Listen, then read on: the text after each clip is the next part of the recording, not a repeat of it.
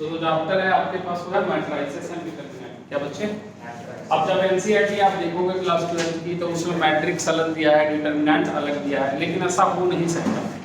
ज्यादातर चीजें जो मैट्रिक्स को आपको पढ़नी है वो डिटरमिनेंट पढ़ने के बाद पढ़नी है।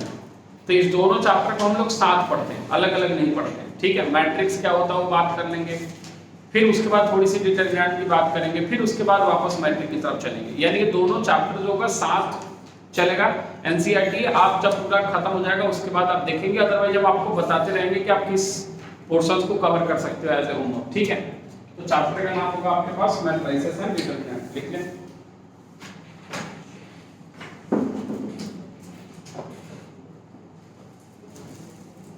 Matrices and determinant.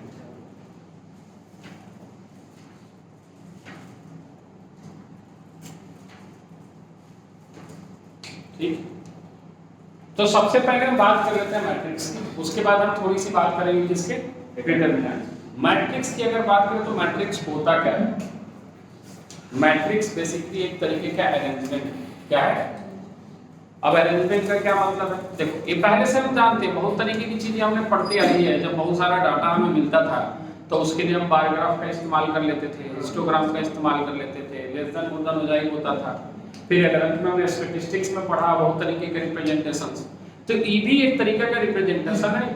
यहाँ पे इस तरीके के रिप्रेजेंटेशन यानी अरेंजमेंट को हमने एक अलग नाम दे रखा है मैट्रिसेस। यानी मैट्रिसेस का मतलब क्या है समझने की कोशिश करेंगे। तो अरेंजमेंट कैसा होगा? हाँ, यहाँ जो अरेंजमेंट होता है बेसिकली मैट्रिक्स की अगर डेफिनेशन ही बोल दो तो यहाँ एलिमेंट्स को हम अरेंज करते हैं हॉरिजॉन्टल और वर्टिकल लाइन में। हॉरिजॉन्टल लाइन को हम रो के नाम से जानेंगे और वर्टिकल लाइन को हम कॉलम के नाम से जानेंगे। तो सबसे पहले मैट्रिक्स होता क्या है इसकी चर्चा करें। देखते हैं मैट्रिक्स में लिखते हैं It is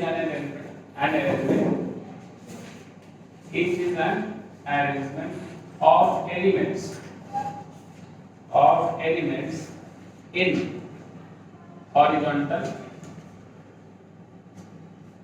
line जिसको हम क्या बोलेंगे बच्चे? Called rows. क्या बोलेंगे इसको? रो। हॉरिजॉन्टल लाइन को क्या बोलेंगे? Row. And vertical line column. और इसको हम क्या बोलेंगे बच्चे? कॉलम। यानी हॉरिजॉन्टल लाइन और वर्टिकल लाइन में जब हम एलिमेंट्स को अरेंज करते हैं तब उसको हम क्या बोलते हैं? मैट्रिक्स बोलते हैं। लेकिन बात तो ये हुई कि सर ये तो कहने की बात है, दिखता कैसा है? हाँ, दिखेगा तभी तो समझ में आएगा कैसा है। तो अगर इसका हम एक स्ट्रक्चर की बात करें तो स्ट्रक्चर कुछ ऐसा दिखता है। A इक्वल टू लिख रहे हैं, फिर इसको समझाएंगे आपको। A equal to A11 A12 A13 and so on A1n। पूरा लिख देते हैं फिर समझाते हैं। A21 A22 A23 and so on A2n। फिर आपके पास आता है A31 A32 A33 and so on A3n। उसी तरीके से नीचे हम आ जाते हैं AM1 AM2 AM3 and so on AM n। ये जो आपका एक स्ट्रक्चर दिखा जिसको हम रेक्टेंगुलर ब्रैकेट में इंक्लोज किए, ये जो स्ट्रक्चर है इस स्ट्रक्चर को हम क्या बोलते हैं? मैट्रिक्स। क्या बोलते हैं? अब यह बात समझने वाली है कि सर ये अगर स्ट्रक्चर है तो इसको अगर हम लिखना चाहें तो किस तरीके से लिख सकते हैं? तो इसको डिफाइन ऐसे करता है, हम इधर लिख रहे हैं A = AIJ और यहाँ लिखता है M × N। क्या लिखता है? M × N। अब I क्या है? तो यहाँ जो I है वो आपको बताता है पोजीशन ऑफ रो। इसको बताता है बच्चे? पोजीशन ऑफ रो का मतलब है कौन सा? First row, second row. ठीक, उसी तरीके से J जो है वो बताता है पोजीशन ऑफ कॉलम। तो सर M क्या है? M जो है वो बताता है टोटल नंबर ऑफ रोज को, टोटल नंबर ऑफ रोज। और N जो है वो बताता है टोटल नंबर ऑफ कॉलम। ये तो बात होगी सर स्ट्रक्चर की कि सर इस तरीके से दिख रहा है। हाँ, ऐसा दिख रहा है। अब इसमें अगर थोड़ा और हम समझाएं तो इस वाले रो को ऐसा सीधा दिख रहा है हॉरिजॉन्टल। ये आप कौन सा रो देख पा रहे हैं? फर्स्ट। क्या देख पा रहे हैं? फर्स्ट। ये कौन सा रो है? ओके, तो सबसे लास्ट वाला कौन सा रो है? ML रो। कौन सा रो? हाँ, याद रखना, N मत बोल देना। एक कॉलम है, दूसरा वाला J जो है वो क्या है? कॉलम। J जो है क्या है? यानी इस वाले की अगर हम बात करें तो ये क्या है बच्चे? First column. क्या है? फर्स्ट उसी तरीके से ए वाला कौन सा है, सेकंड कॉलम, ठीक है, और ए वाला कौन सा कॉलम है, nth कॉलम। क्या इतनी बात समझ में आई? कोई कंफ्यूजन है इसमें?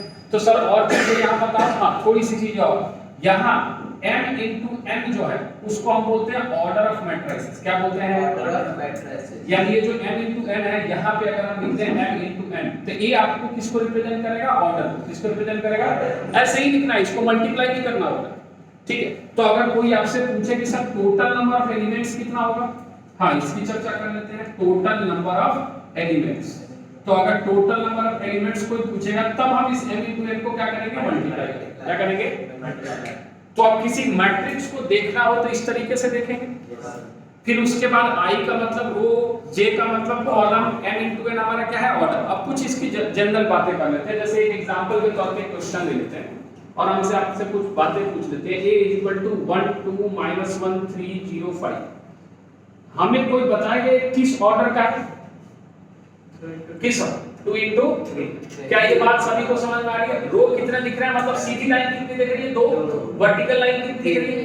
तो इसकी ऑर्डर क्या हो जाएगी? 2 into 3। कोई दिक्कत है? अच्छा, इसी क्वेश्चन में हम ऐड कर रहे हैं, आपसे पूछ रहे हैं find a11, a13, a21, a23 ऐसा।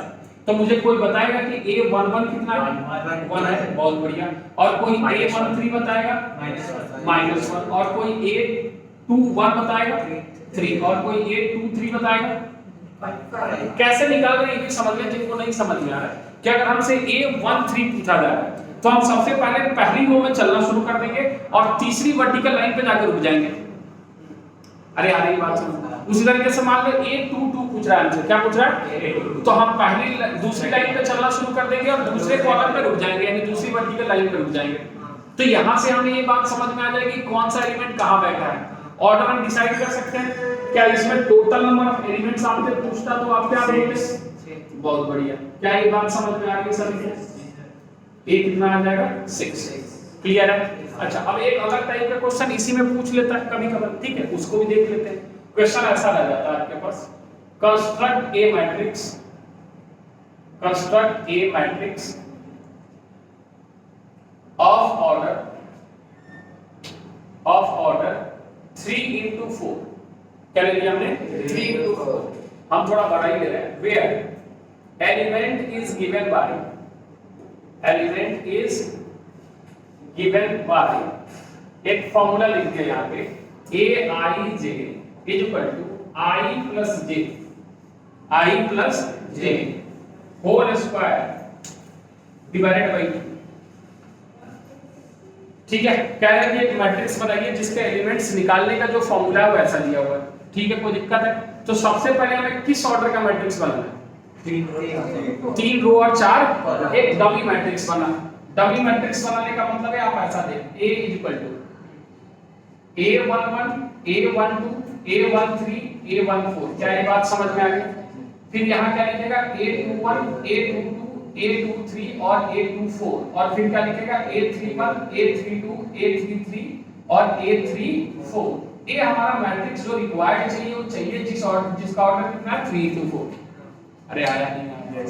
अब इस सारे एलिमेंट्स को निकालने का फॉर्मूला दिया हुआ है। फॉर एग्जांपल अगर हम आपसे पूछे a11 तो मुझे बता i कितना इसमें और j कितना इसमें। क्या कोई कंफ्यूजन है? तो फॉर्मूला में रखेगा तो क्या तुम्हें ये 1 + 1 का होल स्क्वायर डिवाइडेड बाय 2 यानी आंसर 2 दिख रहा है? अरे आया नहीं। i1 कैसे रिप्रेजेंटेशन में i कहां बैठा है? पहले पोजीशन में। तो यहां पहले पोजीशन पे कौन बैठा है? 1। अरे अभी बताया कि पहले पोजीशन पे जो बैठा है यहां लिखा i किसको बता रहा है? पोजीशन ऑफ रो को। j किसको बता रहा है? पोजीशन ऑफ कॉलम को। क्या ये बात समझ में आई है नहीं आई है? अरे हाँ या ना? ठीक है। उसी तरीके से अगर हम आपसे a12 पूछे, क्या पूछे? i कितना? 1 और j कितना? 2। क्या कोई कंफ्यूजन है? फॉर्मूला लगाएगा तो 1 + 2 का होल स्क्वायर डिवाइडेड बाय 2 तो क्या 9/2 दिख रहा है? अरे आ रहा नहीं आ रहा? पॉइंट में देख सकते हैं। हां पॉइंट में। अरे क्यों लिखना है?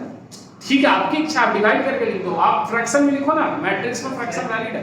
इसमें m into n है। हां तो रो 3 होने चाहिए थे ना? हां तो रो 3 ही है। अरे 3 रो है। और कॉलम 1 2 3 4 है। नजरे सीधी मतलब रो, नजरे ऊपर नीचे मतलब कॉलम। अरे आया नहीं आया। उसी तरीके से अगर हम A13 पूछे तो हम डायरेक्ट लिख रहे हैं 3 + 1 4 का स्क्वायर 16 डिवाइड बाय 2 8। आया ना बोल। उसी तरीके से अगर A14 लिखे तो 4 × 25 हो जाएगा। अरे आया। उसी तरीके से अगर हम A21 निकालें तो 9/2, A22 पूछे तो 8, A23 पूछे तो 25/2 और A24 पूछे तो 36/2 यानी 18। कोई कंफ्यूजन है? उसी तरीके से A31 पूछा तो ये आ गया 8, A32 पूछा तो ये आ गया 25/2, A33 पूछा तो 6 36 18 और A34 पूछा तो 4 49/2। आया नहीं आया? कोई कंफ्यूजन है? उठा के इस मैट्रिक्स में रख के सजा दे तो ये आपके पास बन जाएगा कितना 2 फिर 9/2 8 25/2 फिर यहाँ 9/2 8 25/2 18 यहाँ 8 25/2 और 18 और 49/2। ये जो आया वही आपका क्या हो गया रिक्वायर्ड मैट्रिक्स। क्या इतनी बातें समझ में आई? ऑर्डर का मतलब समझ में आया। अब कुछ क्वेश्चंस जो हम ऑब्जेक्टिव में बेसिकली आपसे पूछा जाता है उसकी चर्चा कर ले। ये क्वेश्चन आपके पास है कि how many different matrix can be formed when it contains 5 elements. कितने? यानी ऐसा पूछ सकता है find all possible matrix which contain 5 contain. हम इसी में अलग अलग क्वेश्चन डाल रहे हैं, ठीक है। पहला लिख रहे हैं हम 5 एलिमेंट्स। क्या लिख रहे हैं? दूसरा हम लिख रहे हैं 12 एलिमेंट्स। कितने? ठीक है। तीसरा हम लिख रहे हैं 13 एलिमेंट्स। कितने? ठीक। और चौथा हम लिख रहे हैं 24 एलिमेंट्स। मतलब हमारे पास इतने एलिमेंट्स हैं तो हम कितने तरीके से उसको अरेंज कर सकते हैं? कितने तरीके से? तो हम सबसे पहले चर्चा कर रहे हैं 5 एलिमेंट्स की। इसकी कितना पॉसिबल ऑर्डर हो सकता है इसका? एक रो 5 कॉलम, अब 5 रो 1 कॉलम, और कुछ बन सकता है क्या? 2 और 3 5 बन सकते। 2 3 मल्टीप्लाई करने पे कितना आता है? 6 आता है। एलिमेंट्स कितने हैं? 5। अरे क्या ये बात समझ में आ रही है कि ऑर्डर कैसे निकालना है? उसका फैक्टर लिखना है। क्या लिखना है? हाँ, तो इसका 5 का लिख सकते हैं 1 × 5 या फिर 5 × 1। बस 2 ही पॉसिबल है। लेकिन अगर हम आपसे 12 का पूछें, किसका पूछें? तो पहला सीधा चलेगा ऑर्डर के साथ 1 × 12 2 × 6 3 × 4, फिर उल्टा 4 × 3 6 × 2 और क्या कोई कंफ्यूजन है? यानी यहाँ पे लिखेगा कितना 1 × 12 फिर 2 × 6 फिर 3 × 4 और फिर 4 × कितना बचे 3 और फिर आ जाएगा 6 × 2 और फिर कितना आ जाएगा 12 × 1। सारे अलग अलग। यानी कितने पॉसिबल ऑर्डर से 3 2 3 3 6। बात समझ में आ रहा है?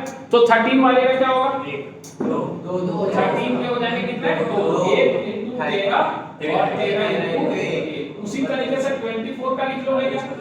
हम ऐसे मौखिक बता दें 1 × 24 2 × 12 3 × 8 4 × 6 6 × 4 8 × 3 12 × 2 और 24 × 1।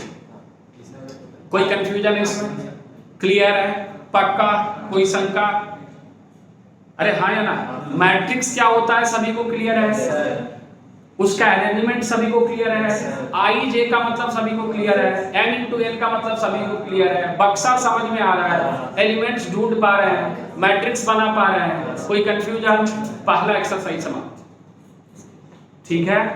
यानी पहली 3.1 क्या हो गई आपकी समाप्त। नोट करें, एक बार बुक्स देख लें। एनसीईआरटी हम 5 मिनट ही देखता हूं, उसके बाद फिर एनसीईआरटी नहीं देखते। जो भी उसमें नहीं समझ में आ रहा है पूछेंगे, ठीक है? फटाफट छाप।